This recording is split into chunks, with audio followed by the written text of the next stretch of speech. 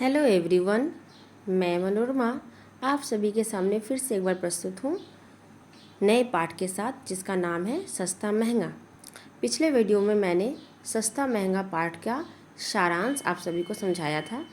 आज हम इस पाठ से जुड़े प्रश्न उत्तरों को हल करेंगे।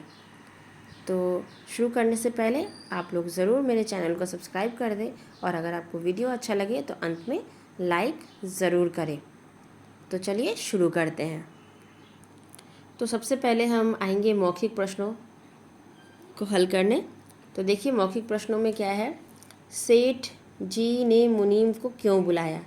तो पाठ के अनुसार सेठ जी को जब हिसाब में 2 पैसों का घाटा मिला तब उन्होंने मुनीम जी को बुलाया। हिसाब में 2 पैसों का घाटा पाकर सेठ जी ने मुनीम को बुलाया। आधी रात तक पैसों का हिसाब लगाते हुए कितने पैसों का तेल जल चुका था। तो आधी रात तक पैसों का हिसाब लगाते हुए 6 पैसों का तेल जल चुका था। सेठ जी अचानक क्यों चिल्लाए। सेठ जी के पेट में जोर से दर्द हुआ, इसलिए सेठ जी अचानक से चिल्लाए। दुकानदार को बोतल वापस करना क्यों आवश्यक था। क्योंकि दुकानदार को सिर्फ सोडा का मूल्य चुकाया गया था, बोतल का नहीं, यानी बोतल का पैसा नहीं दिया गया था, इसलिए उसे बोतल लौटाना आवश्यक था। सेठ जी के दाह संस्कार में कितनी लकड़ी लगने का अनुमान था। तो क्या होगा आंसर, 10 मन। सेठ जी के दाह संस्कार में 10 मन लकड़ी लगने का अनुमान था। ये हो गया। अब लिखित प्रश्न में आइए। ये अर्थ ग्रहण संबंधी प्रश्न है। कॉम्प्रिहेंशन किताब से ही कोई लाइन उठा के दिया है, उसी में से कुछ प्रश्न पूछे गए हैं। देखिए सेठ जी क्यों परेशान थे। तो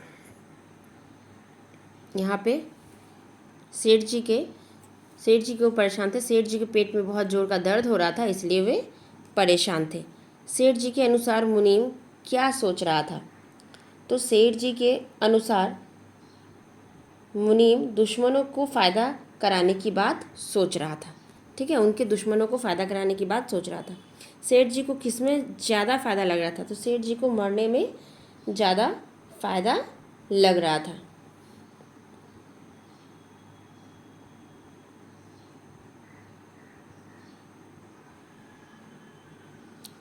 आगे आते हैं शॉर्ट आंसर टाइप क्वेश्चन, यानी लघु उत्तरीय प्रश्न में मुनीम जी के अनुसार 8 पैसों का घाटा किस प्रकार हुआ। ठीक है, तो आप सभी मैं जो बोल रही हूँ आंसर आप वो सब सुन के लिख सकते हैं। ठीक है, क्योंकि मैंने शॉर्ट फॉर्म में यहाँ पे लिखा है, तो हो सकता है आपको ठीक से समझ में ना आए, तो आप ध्यान से सुनिएगा। मुनीम जी के अनुसार 8 पैसों का घाटा किस प्रकार हुआ। तो मुनीम जी के अनुसार मुनीम जी के अनुसार हिसाब में 2 पैसों के घाटा के साथ 6 पैसों का तेल जला, इस प्रकार 8 पैसों का घाटा हुआ।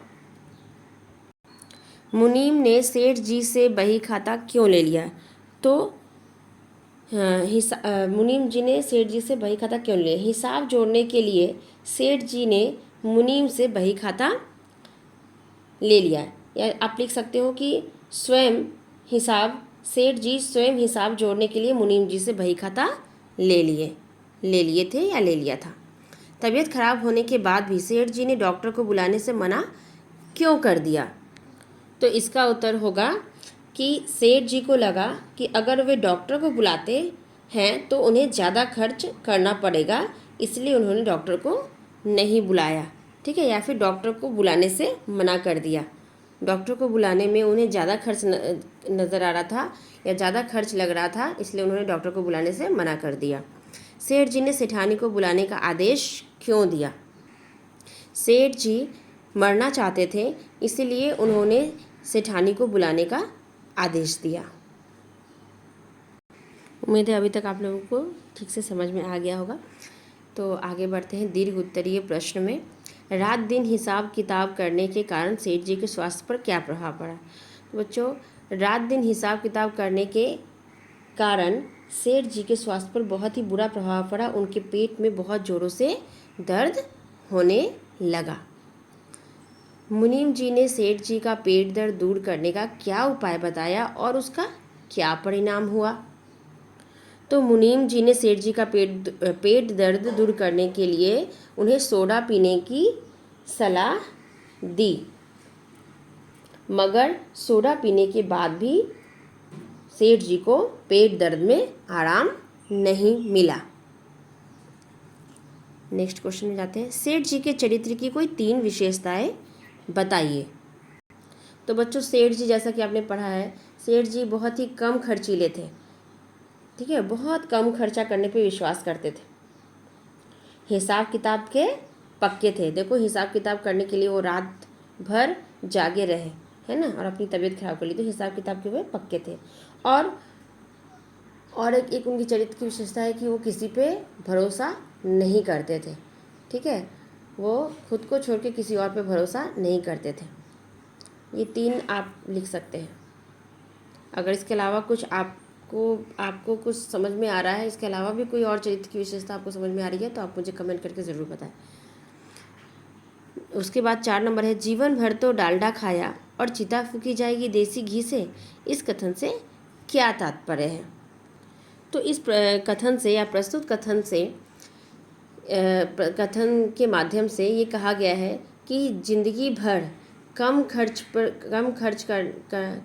पे विश्वास करने वाले सेठ जी, डालडा यानी कम खर्च का प्रतीक है और देसी घी जो है वो ज़्यादा खर्च का प्रतीक है। ठीक है, तो इसलिए यहाँ कहा गया है जीवन भर तो डालडा खाया और चिता फूकी जाएगी देसी घी से, यानी जीवन भर तो उन्होंने पैसा बचाया, कम खर्चा किया, और मरने के बाद वो इतना खर्चा करेंगे।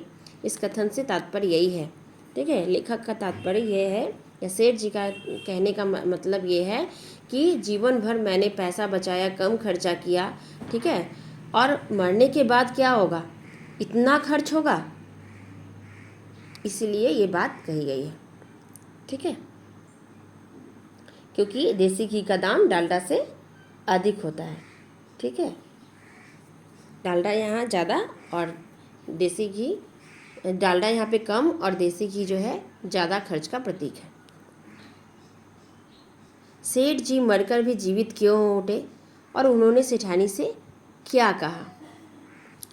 तो बच्चों, इसका आंसर है, सेठानी को तिजोरी की चाबी मुनीम जी को देते हुए देख सेठ जी मरकर भी जीवित हो उठे और सेठानी से कहा, मैंने कहा था कि चाबी मुनीम को मत देना वरना यह ज़्यादा खर्च कर देगा। जब मरने के बाद भी मुझ पर 50 रुपये खर्च होने हैं तो मैं जिंदा क्यों ना रहूं। इस हिसाब से तो जिंदा रहने में ही फ़ायदा है। ठीक है, इसका आंसर बच्चों इधर आपको पेज नंबर 34 में दिया गया है कि उन्होंने सेठानी से क्या कहा। देखिए, आप यहाँ से देख के भी लिख सकते हैं, ये मैंने मार्क किया हुआ है। ठीक है, ये लास्ट वाला आंसर। देखिए, आशय स्पष्ट करने में है कि आशय स्पष्ट करना मतलब समझाना है कि ये बात कब और क्यों कही गई है। तो इस मुनीम को चाबी मत देना वरना वो घर फूंक कर तमाशा देखेगा। घर फूंक कर तमाशा देखना मतलब ज़्यादा खर्चा करना। ठीक है, ज़्यादा खर्चा करना या फिर घर के सारे पैसे लुटा देना।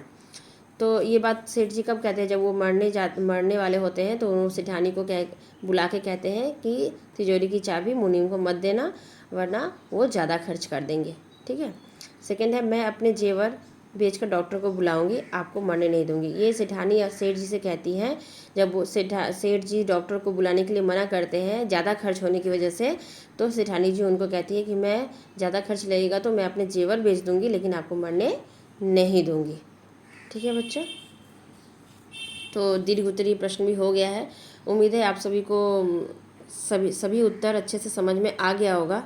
इसके अलावा भी अगर आपको कोई और प्रश्न हो तो आप मुझे कमेंट करके ज़रूर बताएं, और कुछ ना समझ में आया हो तो भी बताएं। ठीक है, और ये वीडियो अगर आपके लिए ज़रा भी हेल्पफुल है तो आप प्लीज़ मेरे वीडियो को लाइक कर दें और ज़्यादा से ज़्यादा शेयर करें। मिलते हैं नेक्स्ट वीडियो में, तब तक के लिए बाय एवरीवन।